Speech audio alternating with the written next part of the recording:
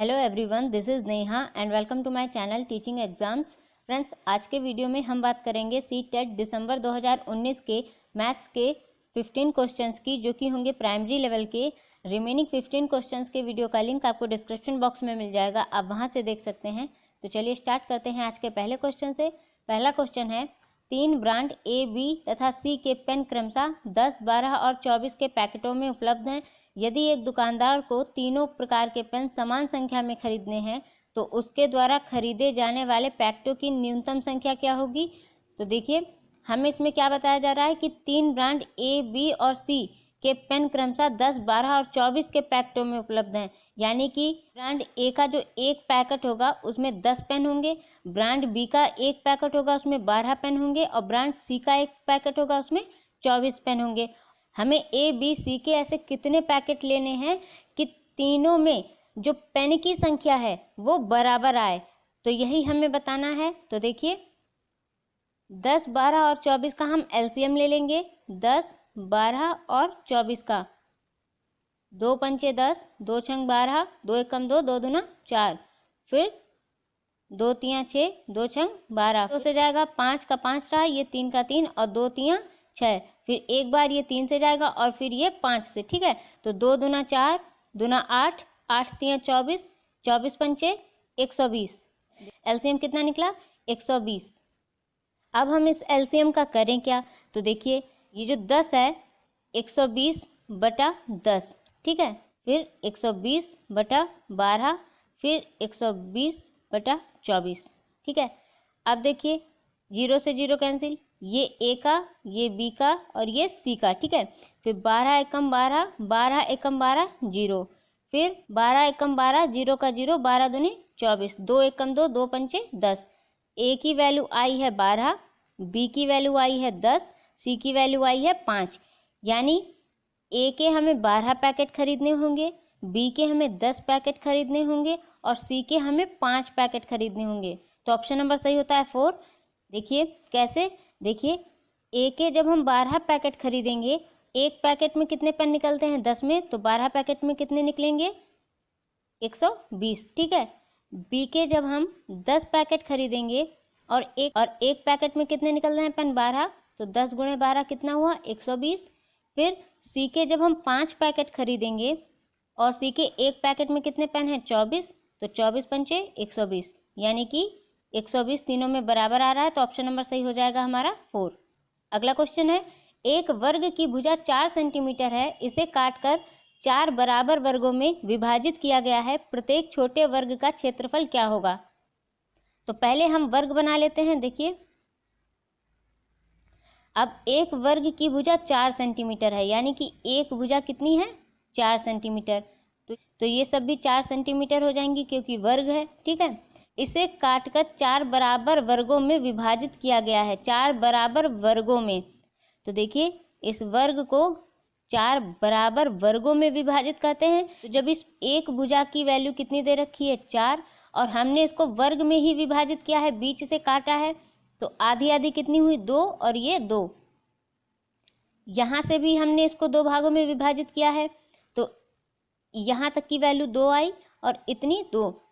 फिर ये 4 है, जब हमने इसे विभाजित किया तो ये 2 और 2 में बट गई, और फिर जब इसको हमने ऐसे विभाजित किया तो ये 2 और 2 में बट गई। यानी कि ये जो एक वर्ग बना है, कि अगर इस एक वर्ग को हम एक छोटे वर्ग को उठाएं तो इन सब की वैल्यू भी, इनकी एक भुजा कितनी आएगी? 2 आएगी।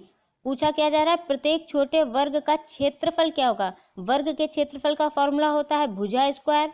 भुजा कितनी है? 2, 2 का स्क्वायर कितना हुआ? 4। ऑप्शन नंबर सही हो जाएगा 1, 4 सेंटीमीटर स्क्वायर। अगला क्वेश्चन है, निम्नलिखित में से कौन सा कथन सही नहीं है? नंबर 1, सभी अभाज्य संख्याएं विषम होती हैं। नंबर 2, अभाज्य संख्याएं अपरिमित रूप से अनेक हैं। नंबर 3, अभाज्य संख्याओं के केवल 2 गुणनखंड होते हैं। नंबर 4, एक अंक वाली केवल 4 अभाज्य संख्याएं हैं। तो हमें इसमें पूछा जा रहा है कि कौन सा कथन सही नहीं है, तो ऑप्शन नंबर 1 सही हो जाएगा। सभी अभाज्य संख्याएं विषम होती हैं, ये गलत है, क्योंकि जो 2 है वो सम संख्या है और अभाज्य संख्या भी है। बाकी के जो ऑप्शन है वो सही है। अभाज्य संख्याएं अपरिमित रूप से अनेक हैं, अभाज्य संख्याओं के केवल 2 गुणनखंड होते हैं और 1 अंक वाली केवल 4 अभाज्य संख्याएं हैं। तो ये तीनों पॉइंट सही हैं। अगला क्वेश्चन है, वह संख्या जो 1 से 10 दोनों सम्मिलित यानी 1 और 10 को भी सम्मिलित किया जा रहा है तक सभी संख्याओं से विभाज्य होंगी निम्न है। तो देखिए इसके 2 मेथड हैं। पहला क्या है, 1 से लेकर 10 तक की सभी संख्याएं लिख लीजिए, इनका एलसीएम निकालिए। जो भी एलसीएम यहाँ पर जो भी संख्याएं आती जाएंगी उसको मल्टीप्लाई कर दीजिएगा, आंसर आपका 4 आ जाएगा। ठीक है।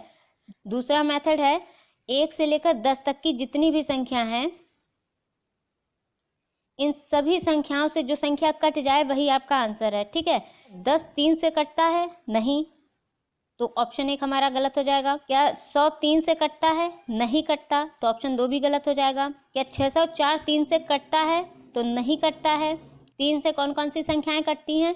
जैसे यहाँ पर 604 था तो 604 6 + 0 + 4 जोड़ लिया, 6 4 10 हुआ। योग करने पर जो संख्या आती है अगर वो 3 से कट जाए तो जो संख्या दे रखी होती है वो भी 3 से कट जाएगी। 604 का योग यानी 10 आया जो 3 से नहीं कटता, इसका मतलब 604 जो संख्या है वो भी 3 से नहीं कटेगी। ठीक है। अब बारी आती है ऑप्शन 4 की। तो देखिए अभी हम जोड़ कर करते हैं तो 5 2 7 7 2 9 9 + 0 9।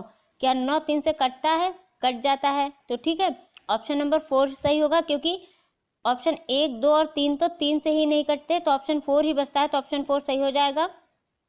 अगला क्वेश्चन है, आयशा के पास केवल 5 रुपये और 10 रुपये के सिक्के हैं। यदि उसके पास सिक्कों की कुल संख्या 25 है और 160 रुपये हैं तो उसके पास 5 रुपये और 10 रुपये के सिक्कों की संख्या क्या है?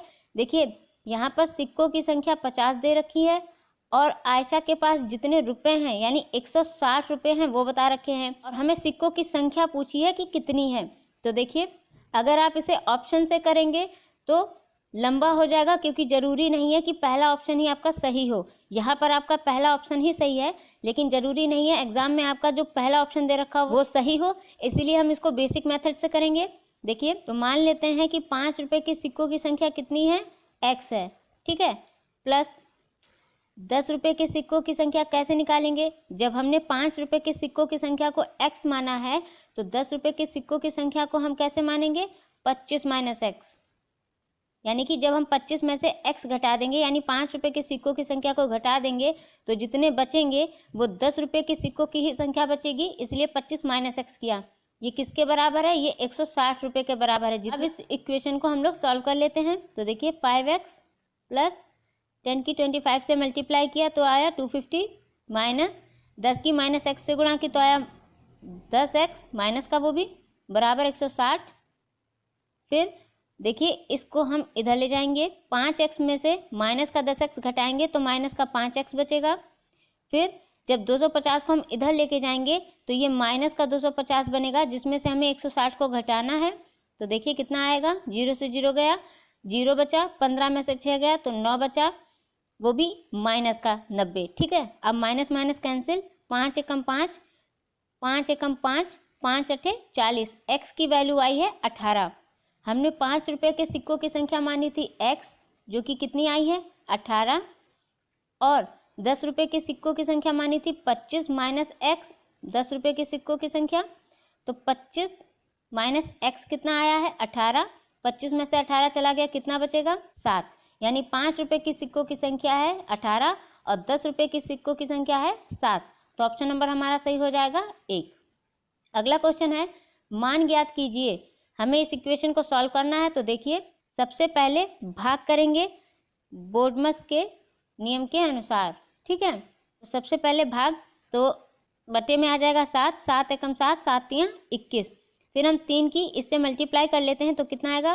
3 5 15, हासिल लगा 1, 3 7 21 और 1 22, 22 का 2, हासिल लगा 2, 3 एकम 3 और 2 5। ठीक है। फिर माइनस का यहाँ पर ये 3 बचा, फिर माइनस का 3 की इससे मल्टीप्लाई कर लेंगे, 3 5 15, हासिल लगा 1, 3 2 6 और 1 7, फिर 3 एकम 3। अब देखिए 52.5 में से हम 37.5 को घटा देंगे। 5 से 5 गया 0, 12 में से 7 गया 5, 4 में से 3 गया 1, यानी कि 15। 15 में से 3 गया, कितना बचेगा? 12। तो ऑप्शन नंबर हमारा सही हो जाएगा 2, 12।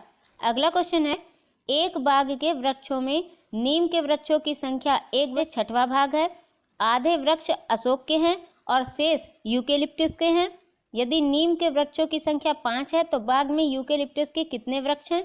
तो देखिए, मान लेते हैं वृक्षों की कुल संख्या कितनी है? x है, और इसमें कहा जा रहा है कि एक बाग में वृक्षों में नीम के वृक्षों की संख्या 1/6 भाग है, यानी कि 1/6 भाग है वृक्षों की कुल संख्या का, और नीम के वृक्षों की संख्या दे रखी है 5, इक्वल में लिखेंगे 5। x की वैल्यू फाइंड करने के लिए हम क्या करेंगे? 6 की इससे मल्टीप्लाई कर देंगे तो कितना आएगा? 6 पंचे 30। तो देखिए, कुल वृक्षों की संख्या में कितनी मिल गई? 30।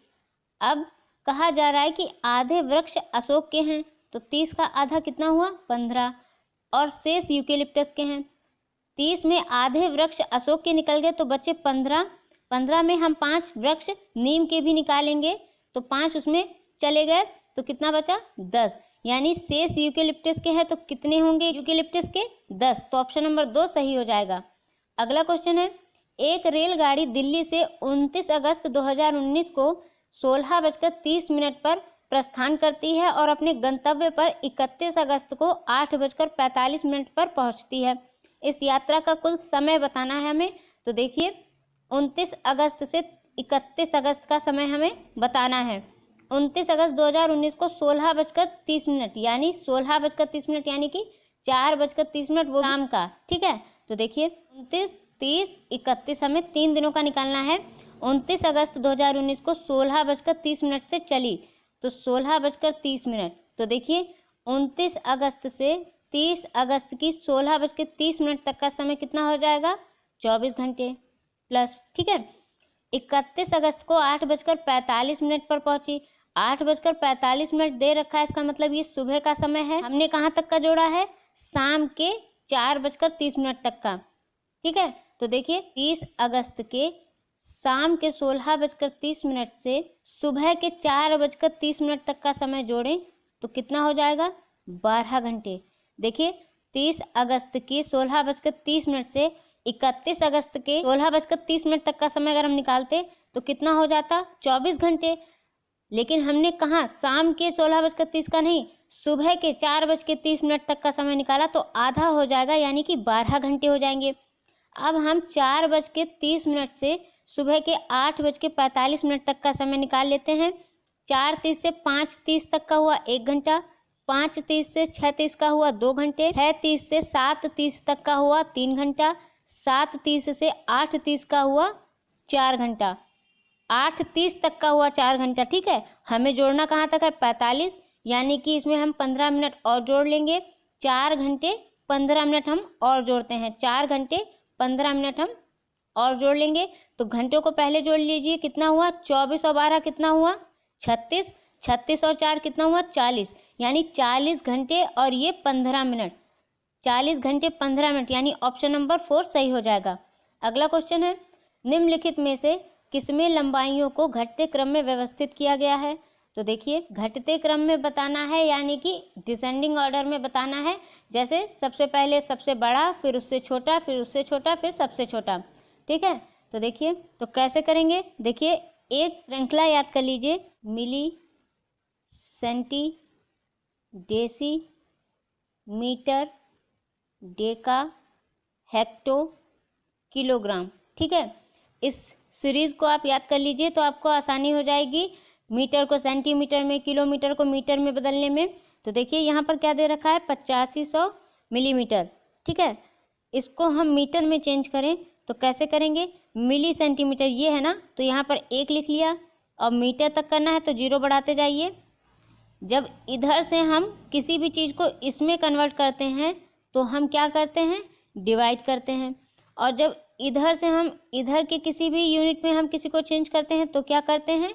गुणा करते हैं। मिलीमीटर को जब हम मीटर यानी इधर चेंज करने जा रहे हैं तो हम क्या करेंगे? डिवाइड करेंगे। और जहाँ से भी पूछा जाए, जैसे मिलीमीटर से मीटर तक पूछा जा रहा है तो मिलीमीटर में हम 1 लिख लेंगे, कहाँ तक पूछा गया? मीटर तक, तो आगे हम 00 लिख लेंगे, यानी कि 1000।